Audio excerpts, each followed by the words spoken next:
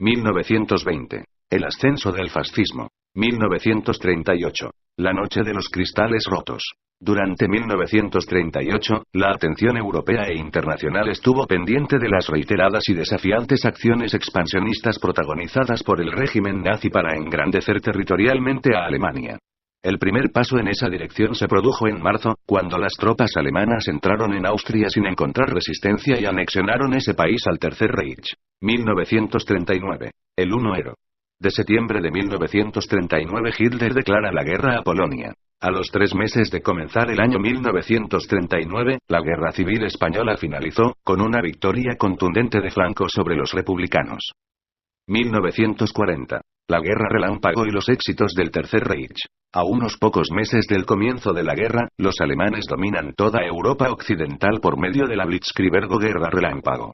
Primero ocupan Dinamarca y Noruega, después toman los Países Bajos e invaden Francia, entran a París y celebran un desfile militar en los Campos Elíseos. 1941. Éxitos y fracasos alemanes. En 1941, la guerra se enmarca especialmente en 2 frentes: África y la campaña de Rusia, aunque también es importante destacar la rápida conquista alemana de Grecia y Yugoslavia.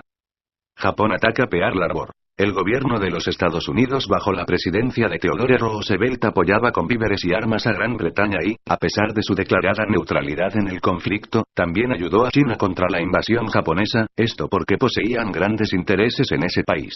Estos hechos provocaron que surgiera un clima de mucha tensión en las relaciones entre japoneses y estadounidenses. Política de resistencia. 1942. Desde inicios de 1942, los japoneses se habían propuesto la conquista de Birmania, Singapur y las Islas Filipinas.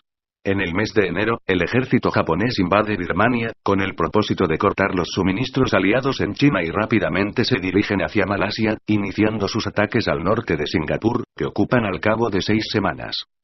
1943. Derrotas del eje en Rusia e Italia. La derrota de Stalingrado confirmó el desastre alemán en la campaña de Rusia.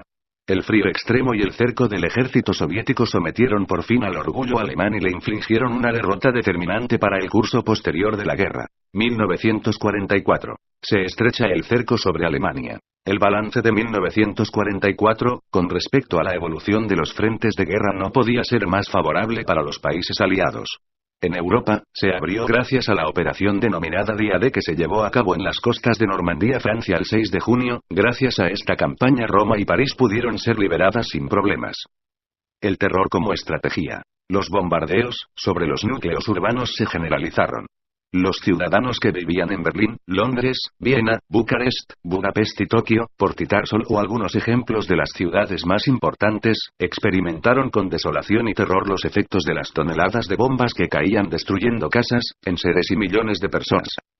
1945. La rendición incondicional de Alemania. El 8 de mayo de 1945, el gobierno alemán presidido por el almirante Karl Nitsch se rinde incondicionalmente a las fuerzas aliadas.